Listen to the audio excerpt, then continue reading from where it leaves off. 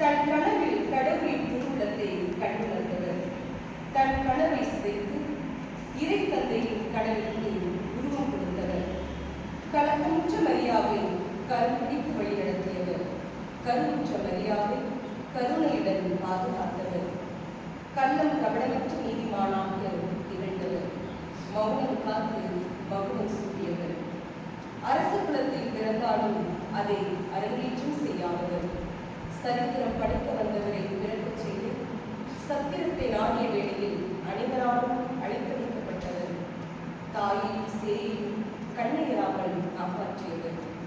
கரடு முரடான வழித்தடங்களும் வளராவின் கருணை விளத்தை என் தந்தையின் அலுவல்களில் நான் ஈடுபட்டிருப்பேன் என்று கூறிய இயேசுவின் வார்த்தைகளால் தனது இருப்பின் வாழ்வை அறிந்து கொண்டவர். அதிகம் பேசாதவர் என்று அனைவராலும் பேசப்படுகிறார். வளர்ப்பு தந்தை வழங்கால் வரங்கள் பலர் வழிவிடுகிறார்.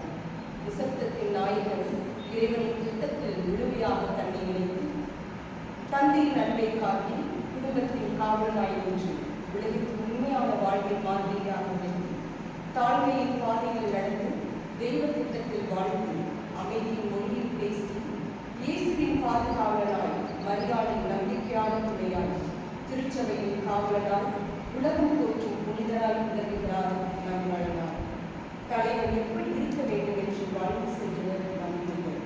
இந்த சிறப்பு மிக்க நல்ல நாள் இல்லத்தரகையின் விழாவை சிறப்பிக்கும் நாம் நமது 2 குடும்பங்களின் இல்லத்தரகைகள் சகோதரி விமலா வைலட்சுமி மற்றும் சகோதரி லில்லி கிரேஸ் அவர்களை இறைவன் நமக்கு கொடுத்தமை பார்த்து நன்றி கூறுவோம். அவர்களின் பணி இன்னும் சிறப்பாக அமையவும் இறைவன் அவர்களை தொடர்ந்து வழிநடத்தவும் செய்வோம். இந்த சிறப்பு மிக்க நல்ல நாளில் நமது கல்வி நிறுவனங்களில் பாதுகாவலராக விளங்குவது சூசிக்கப்படியாக இறைவன் நமது கல்வி நிறுவனங்களுக்கும் கல்வி நிறுவனங்களில் பயிலும் மாணவ மாணவிகளுக்கும் ஆசிரியர் பேராசிரியர்களுக்கும் இறைவன் செய்த நன்மைகளுக்காக நன்றி கூறுவோம்.